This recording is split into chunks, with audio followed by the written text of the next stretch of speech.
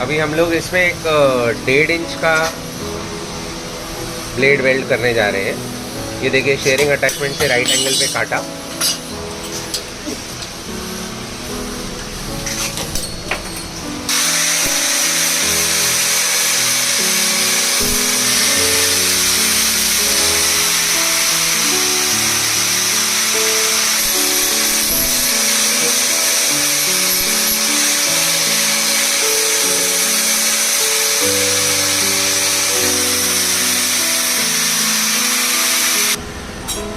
अभी ये up setting वे, पहला सेटिंग ब्लेड को क्लैंप करने से पहले ये 2 में रखा है 1.5 इंच के ब्लेड के लिए।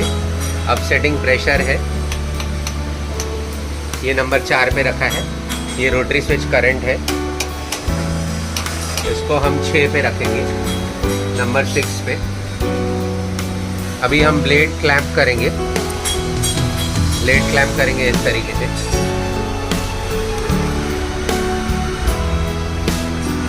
आपको ध्यान रखना है ब्लेड सेंटर में होना चाहिए। आधा इस तरफ से डाला, आधा उस तरफ से डाला, एकदम सेंटर में होना चाहिए।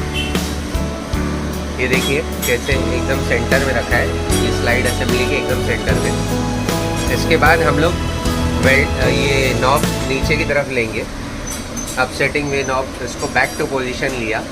उसके बाद वेल्डिंग करंट स्विच दबा के रखेंगे तब तक जब तक ये ऑटोमेटिकली बंद ना हो जाए। वेल्डिंग के बाद दबाइए। ये देखिए ये वेल्डिंग का प्रोसेस कंप्लीट हुआ। हमने ये स्विच दबा के रखा था, ऑटो कट ऑफ हुआ। वेल्डिंग के बाद डी क्लैंप करेंगे एनीलिंग के लिए। डी क्लैंप किया, बाहर निकाला, देखिए जॉइंट अलाइनमेंट एकदम परफेक्ट है। अभी एनीलिंग के लिए प्रोसीड करते हैं। उसके लिए ये नॉब को एनीलिंग पोजीशन भी लेके आएंगे, ये एनीलिंग पोजीशन है। उसके बाद वापस क्लैंप करेंगे, सेंटर में रख के, वेल्डेड जॉइंट को सेंटर में रख के वापस क्लैंप किया जाएगा इस तरीके से।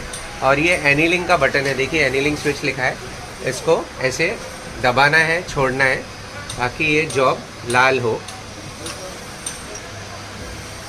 ये देखिए ऐसे 2-3 बार करना है, हल्का सा लाल हो गया, प्रोसेस कंप्लीट हो जाता है। ये देखिए एनीलिंग के बाद प्रोसेस कंप्लीट हो गया, अलाइनमेंट भी परफेक्ट है। अभी इसको ग्राइंडिंग करके ये बर को निकालना है। ये देखिए स्ट्रेंथ जॉइंट का पूरा प्रोसेस कंप्लीट होने के बाद इस तरीके से इसको, ये बर को निकाला जाता है हैंड ग्राइंडर।